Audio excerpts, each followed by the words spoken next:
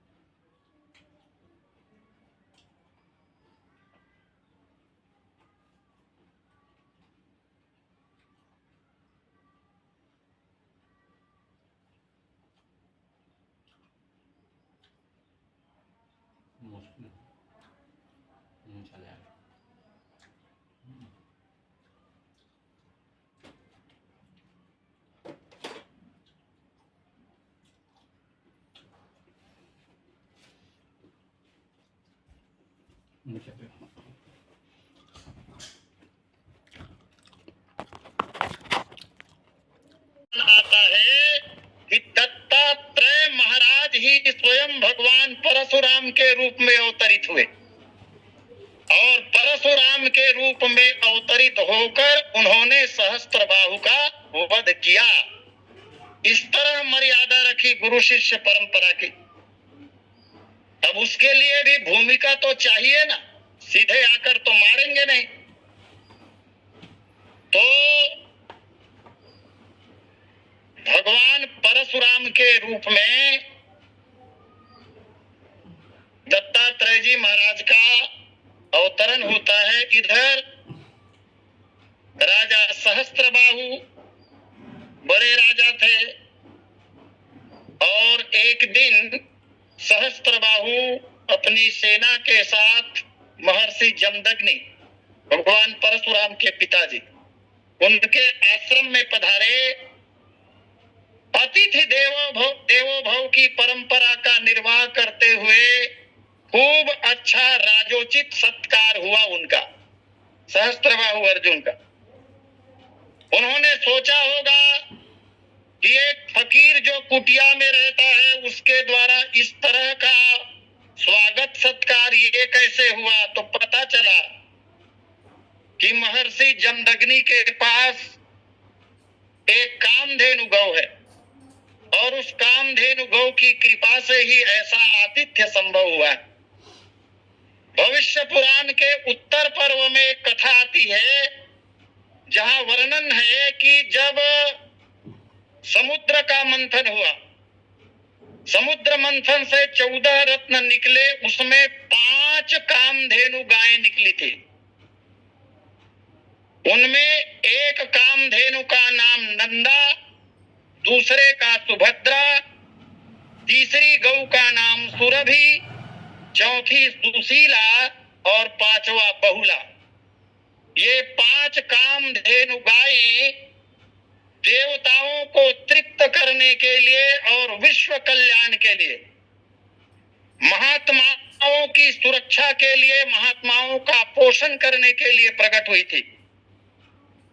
तो अभीष्ट कामनाओं की पूर्ति करने वाली इन 5 सुरभियों को, कामधेनु गौओं को देवताओं ने क्रमशः 5 महर्षियों को दिया।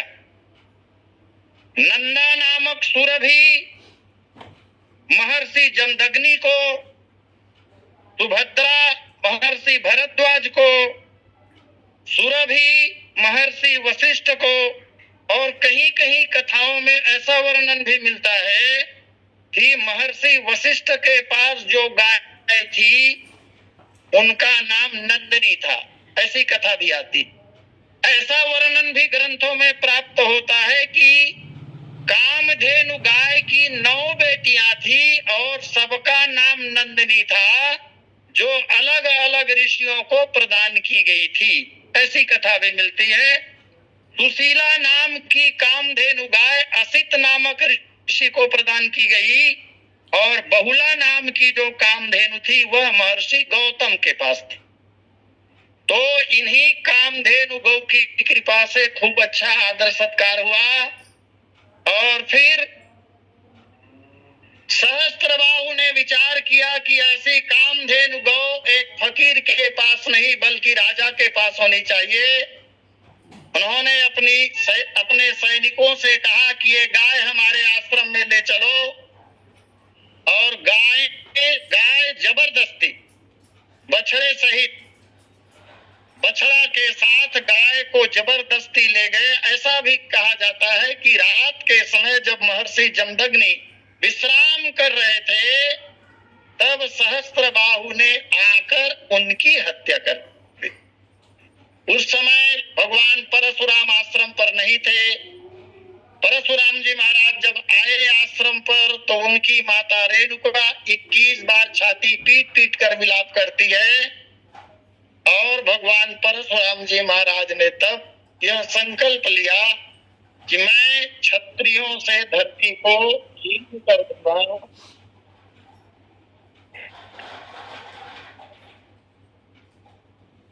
और फिर उन्होंने सहस्त्रबाहु की हत्या की, सहस्त्रबाहु को मारा, ऐसी कथा मिलती है।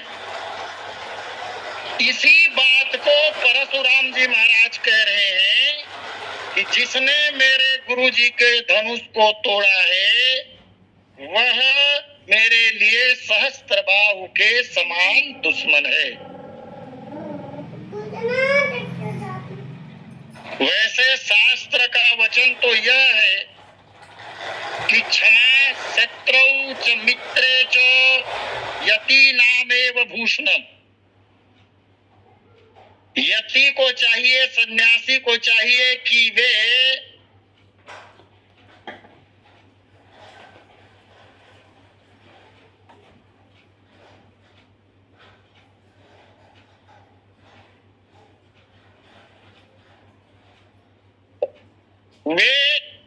मित्र की तरह शत्रु को भी क्षमा दान दे दें। और इसी के संबंध में परशुराम जी महाराज यह कहना चाहते हो कि मैं यद्यपि साधु तो हूं लेकिन मैं क्षमा नहीं कर सकता। मैं वैसा सन्यासी नहीं हूं, मैं क्षत्रिय कुल का विध्वंसक हूं। मेरे गुरुदेव के धनुष को तोड़ने वाला कोई भी राजा ही होगा, और वह राज समाज में छिपा ही बैठा है। इसलिए मेरे लिए सहस्त्रबाहु के समान दुश्मन है, मैं उसे छोड़ूंगा नहीं। और मजेदार बात यह है, जिसने धनुष तोड़ा है वो उन्हीं के सामने खड़ा है, पहचान भी नहीं पा रहे हैं। यह एकमात्र क्रोध का परिणाम है। पहचान भी नहीं पा रहे हैं और वक्तव्य का ठीक ठीक अर्थ भी नहीं लगा पा रहे हैं, समझ नहीं पा रहे हैं।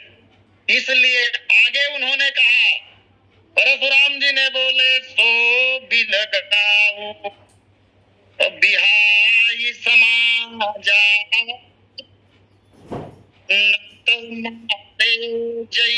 है सब राजा। जिसने धनुष को तोड़ा है वह समाज को छोड़कर अलग हो जाए, और यदि अलग नहीं होगा तो इस राज समाज में जितने भी राजा बैठे हैं वे सब मेरे हाथों से मारे जाएंगे। इसके पहले भी परशुराम जी ने जनक जी महाराज को जड़ और मूर्ख कहा, धनुष तोड़ने वाले का नाम पूछा, नाम नहीं बताने पर उलटो मही जहां लगी तब राजू इत्यादि बातें कही। तब भी जनक जी ने कोई उत्तर नहीं दिया और इस पर चर्चा हो चुकी है कि राज्य उलट देने की बात वे क्यों करते हैं। राज्य उलट देने की बात इसलिए करते हैं कि धनुष तोड़ने वाला इसी राज्य सीमा में तो होगा और इस राज्य सीमा को जब मैं पलट दूंगा तो वो भी दबकर मर जाएगा। ऐसा कहा तो जरूर कि उल्टा मही जहां लगी तब राजू, लेकिन 1 इंच भी धरती उलट नहीं पाए। इस प्रकार परशुराम जी महाराज के श्रीमुख से निकले हुए वचन आज मिथ्या के ऊपर मिथ्या हुए चले जा रहे हैं और यह व्यवहारिक सत्य है। क्रोधावेश में इस मुख से निकलने वाले बहुत से वचन व्यर्थ के ही होते हैं। क्या नहीं कह देता आदमी गुस्से की अवस्था में। यह मिथ्या प्रलाप भगवान परशुराम जैसे महात्मा के द्वारा हो रहा है। इसलिए शास्त्र सावधान करते हैं कि इन स्थितियों से बचने का प्रयास हो। दूसरी बात, जनक जी महाराज ब्रह्म में अवस्थित रहने वाले सदा ब्रह्मनिष्ठ धर्मात्मा हैं। ऐसे धर्मात्मा राजा का विनाश कर पाना क्या परशुराम जी महाराज के लिए संभव था? क्या जनक जैसे राजर्षि का विनाश वो कर सकते थे? बिल्कुल भी संभव नहीं है। और इस प्रकार हम देखते हैं इस प्रकरण में उनकी बहुत सारी बातें असत्य हो रही है। परशुराम जी महाराज के पूछने पर जनक जी ने जब धनुष तोड़ने वाले का नाम नहीं बताया, पहली बार पूछा कहू जड़ जनक धनुष के ही तोड़ता बेग दिखाऊ मूढ़ नत आजू उल्टो मई जहां लगी तब राजू, तो दोबारा क्यों नहीं पूछा? आज भी हम लोग जब कोई बात किसी से पूछना होता है तो एक ही बार पूछ के तो रुक नहीं जाते और परंपरा भी यही है, एक बार पूछा जाए। हो सकता है वह ठीक से ना सुना हो, ना समझा हो, अथवा तेज आवाज सुनता हो तो दोबारा फिर तीसरे बार पुनरावृत्ति करके भी पूछा जाता है। लेकिन इन्होंने दोबारा पूछा नहीं और नाराज हो गए, रुष्ट हो गए। जबकि परशुराम जी महाराज राजर्षि जनक की धर्मनिष्ठा से अच्छी तरह परिचित हैं,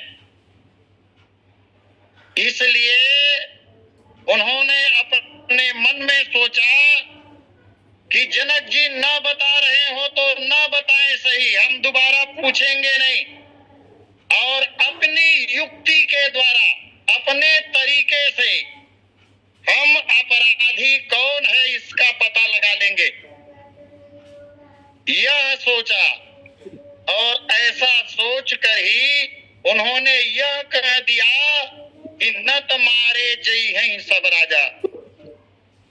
जैसे जमीन में कोई खूंटा गड़ाना हो और हम गड्ढा खोदते हैं, थोड़ी खुदाई हुई और उसके बाद पता चला कि अंदर में पत्थर है, तो हम क्या करते हैं, थोड़ा सा बाजू की खुदाई कर देते हैं पत्थर को छोड़कर।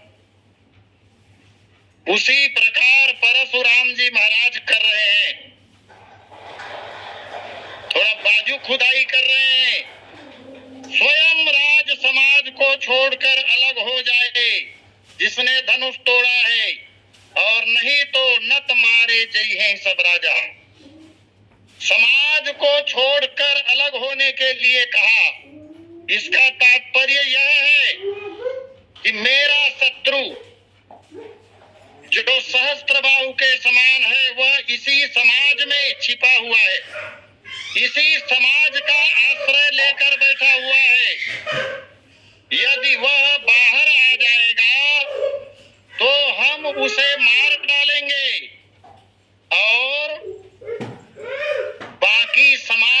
जो लोग हैं उनके प्राणों की रक्षा हो जाएगी। अगर वह अलग नहीं होता स्वयमेव, तो हम सब राजाओं को मार डालेंगे। ऐसा कहने के पीछे उनका भाव यही है कि जब मैं यह कहूंगा कि न तुम्हारे जय हैं सब राजा, मेरा अपराधी समाज को छोड़कर बाहर आ जाए और बाहर नहीं आएगा तो सब राजाओं को मार डालूंगा, तो मेरे इस कथन को सुनकर इस समाज में बैठे हुए सभी राजा लोग डर जाएंगे। प्राण का भय सबको होता है, और अपनी प्राण रक्षा के लिए कई लोग उंगली उठाकर बता देंगे कि महाराज आपका अपराधी ये है। इस तरह युक्ति सोचकर उन्होंने कह दिया कि न तुम्हारे जयी हैं सब राजा, क्योंकि सबके प्राण प्रिय होते हैं, सबके देह परम प्रिय स्वामी। हनुमान जी महाराज ने कहा था, सबके देह परम प्रिय स्वामी मारे मोहि कुमारक गामी, जे मोहि मारा ते मैं मारे, देह पर बांधे तने तुम्हारे। और भी वर्णन आता है, देह प्राण ते प्रिय कछु नाही, सर्वाधिक प्रिय अगर कोई है तो देह और प्राण ही है। अभी अभी परशुराम जी ने कहा है कि सहस बाहु सम सो रिपु मोरा। अब उसी कथन की मानो महाराज जी व्याख्या कर रहे हैं। व्याख्या यह कि एक अपराधी वह है जो धनुष को तोड़ा है, और इसी समाज में वह व्यक्ति बैठा है। अगर कोई बताता नहीं है कि यह आपका अपराधी है, तो जिस तरह कानून में भी अपराधी को संरक्षण देना अपराध ही माना जाता है, वह भी दंड का भागी होता है। इसी तरह नहीं बताने की अवस्था में सहस्त्रबाहु के समान सब लोग मेरे दुश्मन हो जाएंगे और सबको मैं मार डालूंगा। कहना यही चाहते हैं कि हे राजाओं, अगर तुम्हें अपने प्राण प्रिय हैं तो उंगली उठाकर बता दो कि धनुष किसने तोड़ा है। यहाँ देखें परशुराम जी महाराज की युक्ति, ये हंसी के योग्य है। पहले भी उन्होंने जब यह कहा था सोचकर कि उल्टो मही जहां लगी तब राजू, राजा जनक के साम्राज्य की धरती को उलट देते तो महाराज स्वयं भी तो जनक जी की राज्य सीमा में खड़े हैं, अपन नहीं चपकाती इसका। क्रोधावेश में व्यक्ति क्या कह डालता है, और भगवान परशुराम केवल युक्ति लगाकर कह रहे हैं। परशुराम जी महाराज में यह क्षमता नहीं है कि वे धरती को उठाकर पलट दें, क्योंकि वो आवेशावतार है, उसकी भूमिका अलग है। और जितने भी आवेशावतार या अंशावतार होते हैं, जितने भी, वे केवल विशेष प्रयोजन के लिए होते हैं। जिस प्रयोजन के लिए उनका अवतार होता है वे उतना ही कर पाते हैं, उससे आगे जरा भी नहीं कर सकते। ये क्षमता उनमें नहीं होती, यद्यपि अवतार भगवान के हैं। और इसीलिए हम लोग देखते हैं कि जितने भी भगवान के अंशावतार होते हैं या हुए हैं, वे अपने कार्य को संपन्न करने के बाद फिर उनका चरित्र वर्णन कहीं पर और पाया नहीं जाता। जिस कार्य के लिए वे आए हैं उस कार्य को संपन्न कर देते हैं और उसके बाद उनका कर्तव्य पूर्ण हो जाता है। जिस धनुष को तोड़ने वाले व्यक्ति को राज समाज में बैठा समझकर अलग होने की बात परशुराम जी कर रहे हैं, वे रामचंद्र जी बिना कहे, बिना अलग किए समाज से अलग हो चुके। यह चर्चा जब चल रही है तो भगवान राम और लक्ष्मण को लेकर विश्वामित्र जी महाराज आशीर्वाद दिलाने आए थे। पिछली कथा में हमने देखा था, परिचय दिया राजकुमारों का और प्रणाम करवाया। और जब चर्चा चलने लगी तो चूंकि समय के विशेषज्ञ ऋषि हैं विश्वामित्र जी महाराज, इसलिए लीला को आगे बढ़ाने के लिए राम और लक्ष्मण को वहीं छोड़कर वे अपने आसन पर जाकर विराज रहे हैं, क्योंकि लीला आगे बढ़ानी है। तो महाराज, जिसे आप समाज से अलग होने की बात कर रहे हैं, वह तो अलग होकर स्वयमेव आपके सामने खड़े हैं। और केवल खड़े हैं इतनी बात नहीं, उन्हीं के साथ आपकी वार्तालाप हो रही है। और जिस व्यक्ति से आपकी वार्तालाप हो रही है, जिसे आप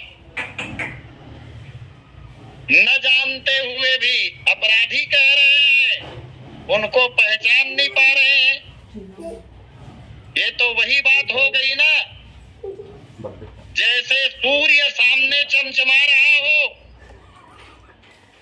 सूर्य सामने चमचमा रहा हो, जगत को प्रकाशित कर रहा हो। सूर्य के प्रकाश में सारा ब्रह्मांड अपने क्रियाकलापों का संपादन कर रहा हो। और उल्लू बोले कि सूर्य आया कि नहीं, अगर आया हो और आकर मेरे डर से नभ मंडल में या नक्षत्र मंडल में छिप गया हो, तो मेरी घोषणा है वह नक्षत्र मंडल से बाहर निकल आए और आकर मुझसे युद्ध करे। इसी तरह की बात हो गई। समाज से बाहर निकलने वाली बात को कहना, इस तरह क्रोधावेश में भगवान परशुराम नहीं पहचाने। सुनी मुनि बचन, सुनी मुनि बचन लखन मुस्काने, बोले परशुधर ही अपमाने। समय पूर्णतः पर अस्तवाणी विराम। सादर आमंत्रण आदरणीय पटेल जी को। बोलिए सियावर रामचंद्र की जय। बोलिए सियावर रामचंद्र भगवान की जय। सत्याचार्य जी बहुत बहुत धन्यवाद। और आपको सुनने वाले इन 51 श्रोतागण जुड़े हुए हैं, सभी के प्रति आभार, साधुवाद, कृतज्ञता। सुनो राम जैसी तो तेरा साहस बहुत संतोष में भगवान शास्त्रार्जुन की कथा हमारे बीच सिन्हा समाज, कलाल समाज वाले बहुत श्रोतागण बहुत ध्यान से सुन रहे थे। जीवन की जो सिन्हा जी सहस्त्र भाव की कथा को वीडियो चालू करके सुन रहे थे, क्योंकि क्या आराध्य देव है। अब भगवान से सभी के भगवान है, कोई बात नहीं। श्री जनक जी को जड़ मूड कहकर उनकी राज्य भूमि को पलट देने की धमकी देने पर, डांट लगाने पर भी उन्होंने धनुष भंजक का नाम श्री परशुराम जी के समक्ष नहीं कहा। उसे दिखा देना तो दूर रहा, नाम भी नहीं लगता। और